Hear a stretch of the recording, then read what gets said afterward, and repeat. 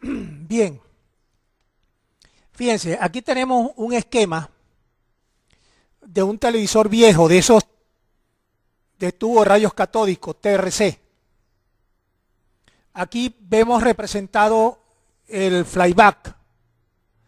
Aquí hemos representado el transistor de potencia del horizontal.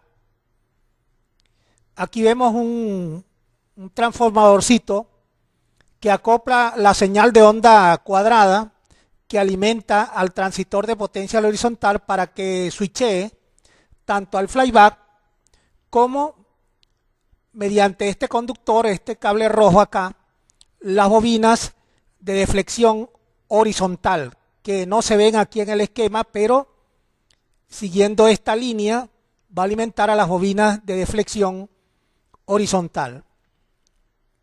Este transistor de potencia del horizontal de estos televisores se daña mucho precisamente por eso, porque tiene que switchar la bobina del flyback y switchar también las bobinas de los yugos de deflexión horizontal. Y ese doble trabajo hace que este transistor reciba muchos picos de voltaje que, claro, aquí tiene un diodo damper que lo protege, que evita que los picos de voltaje lo quemen, pero aún así, con el trabajo, con el tiempo, se quema. Y es una falla común de los televisores TRC o de tubo de rayos catódicos, de esos de pantalla de al vacío, o sea, pantalla TRC, de tubo de rayos catódicos.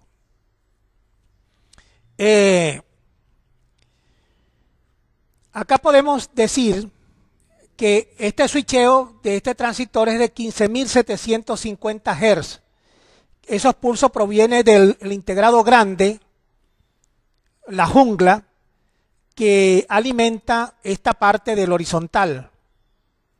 También la jungla alimenta otras cosas porque es el integrado grande que entrega el video a color, etcétera. Pero ahorita estamos hablando de esta parte del horizontal.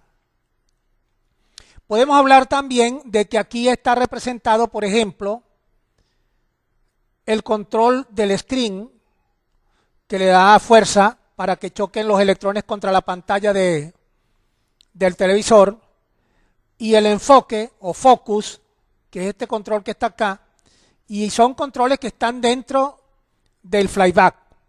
Ya sabemos que el flyback es un transformador de alta frecuencia, ya dije la frecuencia, 15.750 Hz aproximadamente. Lo otro que podemos decir de este esquema es que no se vaya a medir voltajes de ningún tipo en el colector del transistor de potencia del horizontal, ya que ahí los picos de voltaje son de casi 1000 voltios y puede quemar cualquier tester.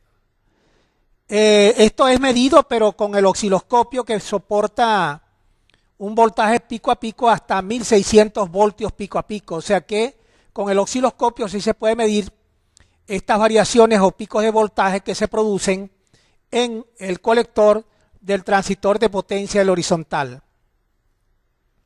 Cuando cambies el transistor, pones otro que aguante más potencia, o sea, que aguante más voltaje, que aguante más corriente, o le pones el mismo que tenía el aparato. Pero nunca pongas un transistor de menor potencia porque se va a quemar. Repito, potencia es voltaje por intensidad, es potencia, vatios. Y cuando cambias el transistor, pon otro que aguante, no importa, un poco más de voltaje o un poco más de corriente, pero nunca menos, ya que se va a quemar. Y si tiene diodo damper incorporado, que eso es importante, ya que eso evita que el transistor se queme, el que cambies también debe tener su diodo damper incorporado. Bien, vamos a dejarlo hasta aquí porque lo que quería hablar un poquito sobre este esquema que representa la parte del horizontal de los televisores TRC, de esos viejos, de tubo de rayos catódicos, que todavía se usan en los actuales momentos. Bien, vamos a dejarlo hasta aquí.